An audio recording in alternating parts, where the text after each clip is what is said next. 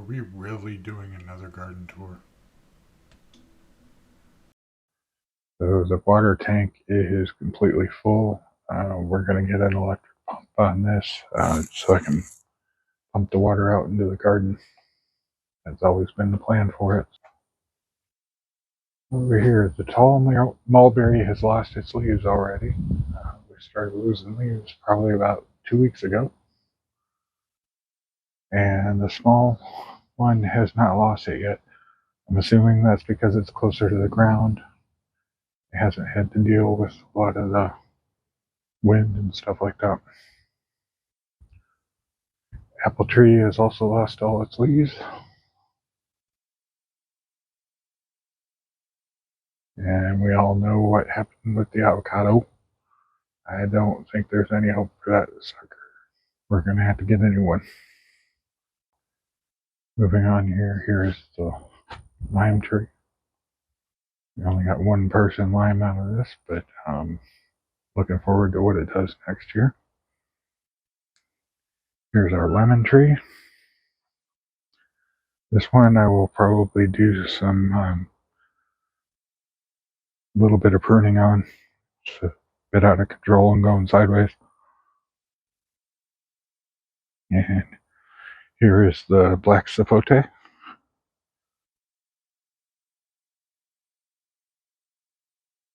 And these are our tomatillos.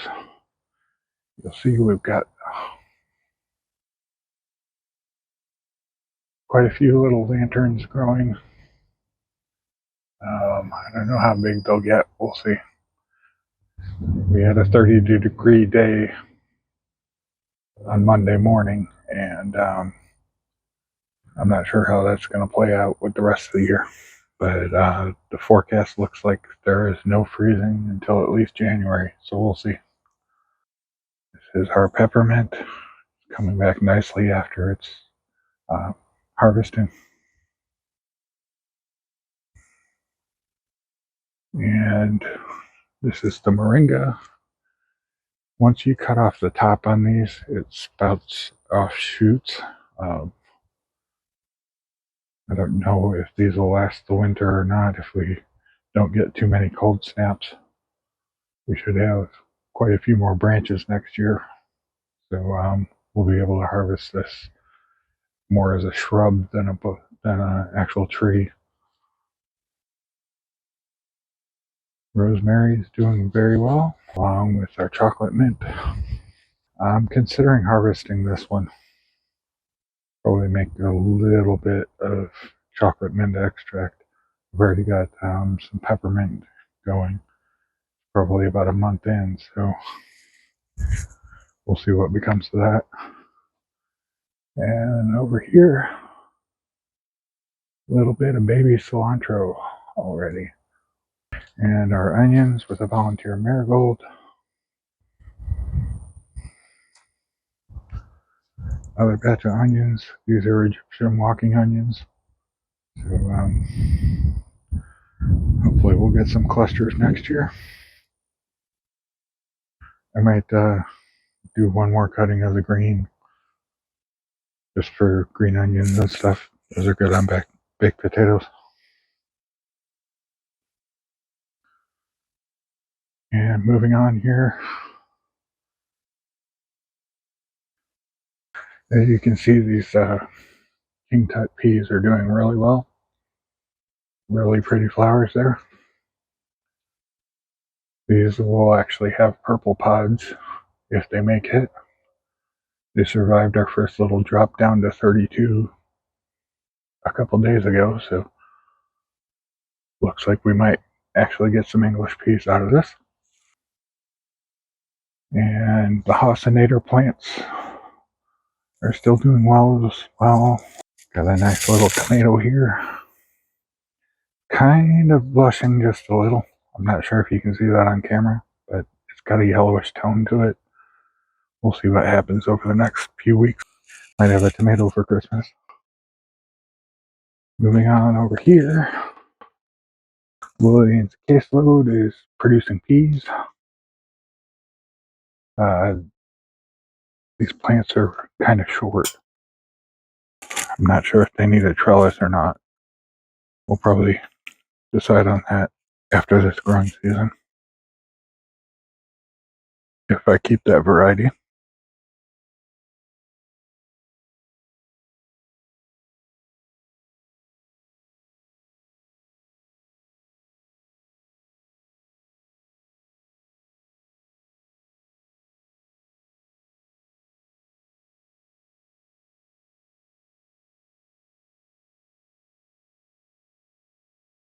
And over here, our leeks are really doing nothing.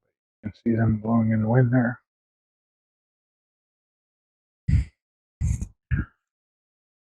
Moving right along here.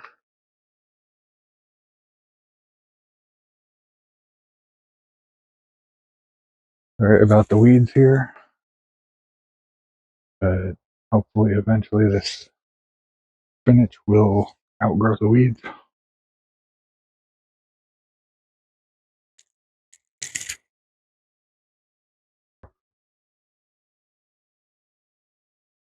There's our horseradish. Came back fine after the harvest. These are, I know I owe you some information for this. These are Denver carrots. I did plant calendula in here. Got a few right here, and it looks like the birds might have spread them all around the bed. So I went ahead and planted some celery in here. This is the green French celery. Moving on to this bed. As you can see, radishes and turnips. Possibly some rutabagas. And if you look right there, these are 28-day French radishes. Of course, it's been more than 28 days because we're not in France, but we'll see. Yeah. A few purple top plants in there, purple top turnips.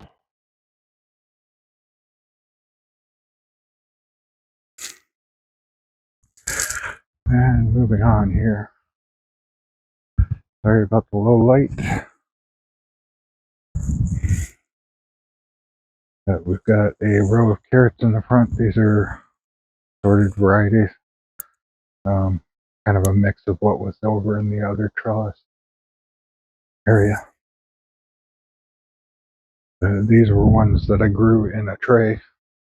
No, you don't usually do that with carrots. Wanted to try it out. Then here we've got our chard. There is a peppermint chard right there. This one over here is Vulcan. And these in the green here are Ford Hook. So these will be very tall.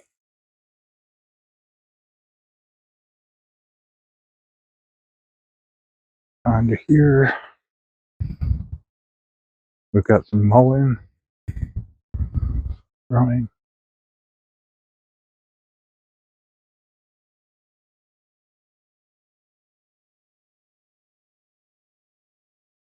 And this is marshmallow. Two of those there. I figured since okra does well here, marshmallow might.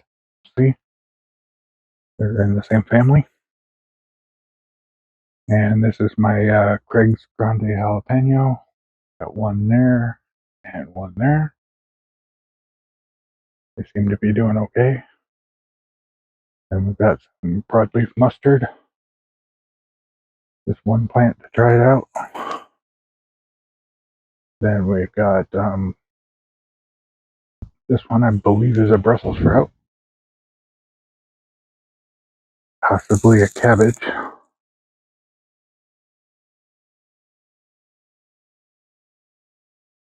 And this comfrey was harvested a few days ago, and it's already growing back.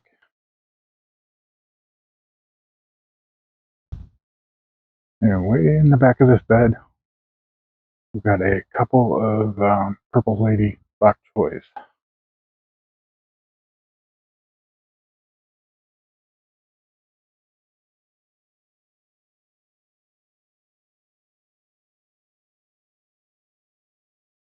Over here,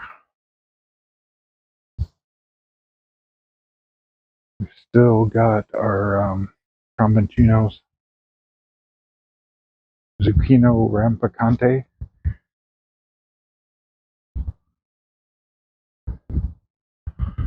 The flowers on there. Yeah, this is the wrong time of year for squash, but we'll see. Here is our canna. I cut this all the way back and went ahead and threw all the leaves in the compost. And it looks like the roots are doing fine.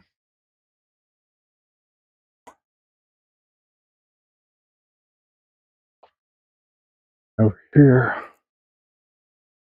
we've got our potatoes that I just planted in the last video. I just went ahead and made lines of potatoes and kind of sort of roosted out lasagna bed style. I just threw what compost I had over the top of them to see how easy it is to grow them. And that's the remaining sugarcane plant. This one was kind of slow because of the drought, so probably had to be chopped and then buried.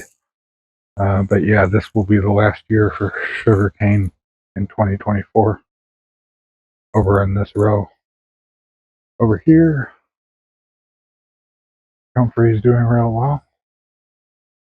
And over here, we've got elderberry. Over here, we've got a dog. Say hi, Bowie. And over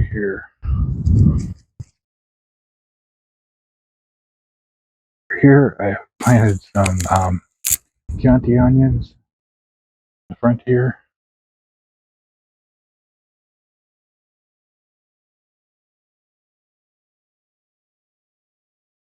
And then down the middle, this is peppermint chard. I'm not sure. I believe this is more spinach.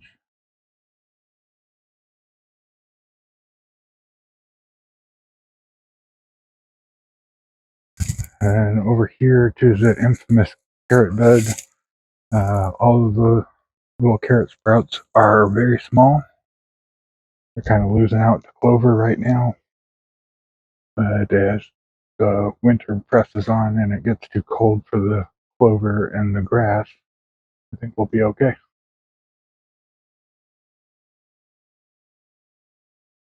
Over here, we've got daikons and one remaining aloe vera plant. These don't do too well in the freeze here. We'll see what happens to this one this year. This is the last survivor from last year. And taking a look at her mushroom logs, no activity yet.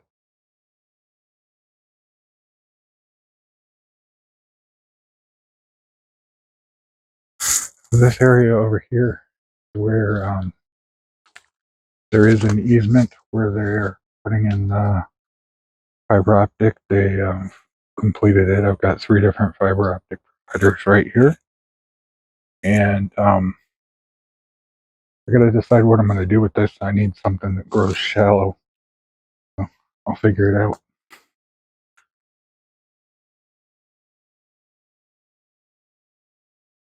And moving on. Got a little bit more to see here.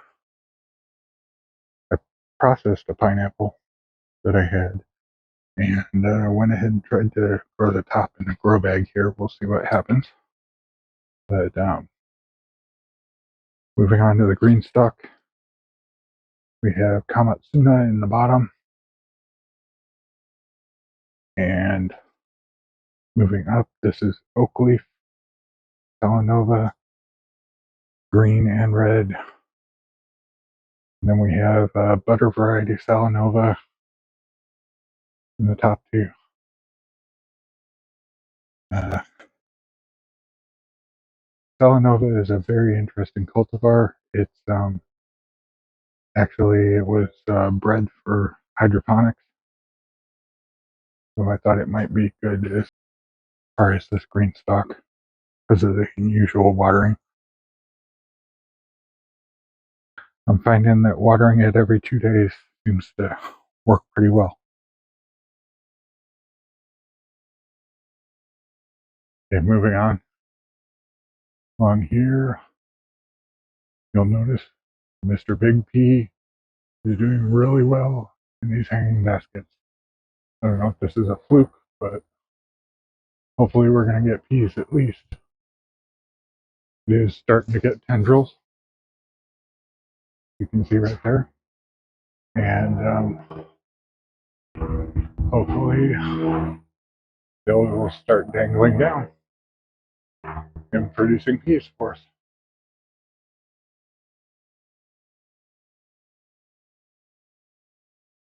And that is all for now. Thanks for watching, guys.